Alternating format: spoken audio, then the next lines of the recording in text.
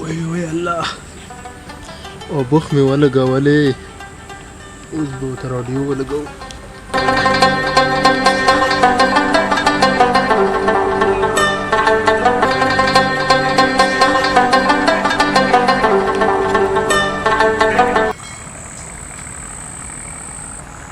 چهار وخت پاڼې سه روز هم دغه لختې کې اوبه نه وي دا زه دغه اوبه څوک نه وي دغه زموږ کیسه به زه اوس ګورم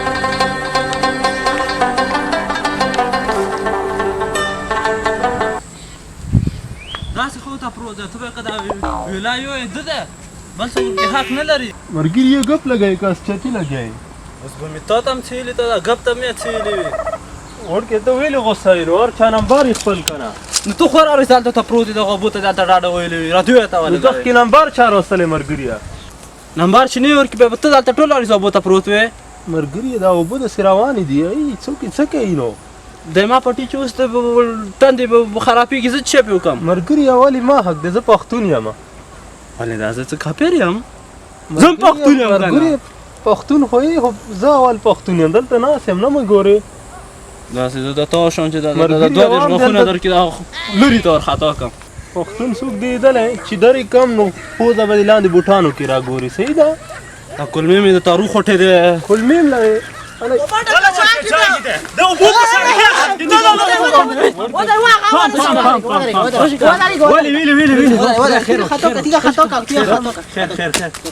ویلې اوبو په سر ول جنګ کوئ ولا دا خو ښه کار نه دی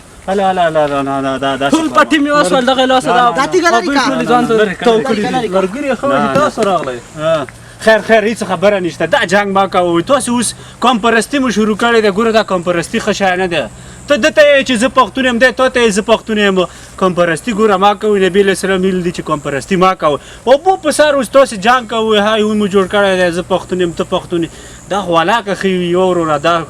ما کوئ ځکه چې نبي علیه السلام ویلي دي چې کوم قوم کې قوم پرستي پیدا شو هغه قوم مخکې نه ځي ما کوئ دا ځکه بل الله په کې قرآن شریف کې چې مسلمانان ټول ورونه دي نو تاسو خو اوس کوم څه کوئ پښتون چې مسلمان شي خو ورور یې بله جنګ ما کوئ اوبو په سر ورور دا ویلې داسې دي شروع کړی تیږې سې منډې وایي هی دي جوړ کړی ما کوئ دا ښه شی نه دی وروره والا په دغه سړی باد برېښي خیر ده که ده اوس نن نمبر وایې تا خو خیر ډېر حساب راکړه به درته خوشي ټول پټي مې وسوله نه خیر ده وره ګزاره کوه هله بس هله یو بل ته غېږه ویر کړه اول د اوبه خوښې کې نه خیر ده بس مرګریه اول نه بخښنه وغواړي تیږه یې راخیستې ده ښه بس خیر دواړه یو بل نه بخښنه وغواړو ورکې که اوس بیا خپلو کې همدغسې که لانجه شي نو هغه تا ته بخښنه نه کوي ته ده ته نه کوي بس هله بخښنه مرګریه یو دوه پټي پاتې چا پړه نه شي خیر صحیح ده هغه به پړه شي هغې پورې بس ته بخښنه وغواړو یو بل هله غېږه ویر کوه ورور مرګریه غېږه ویر که هله مرګریه آفرین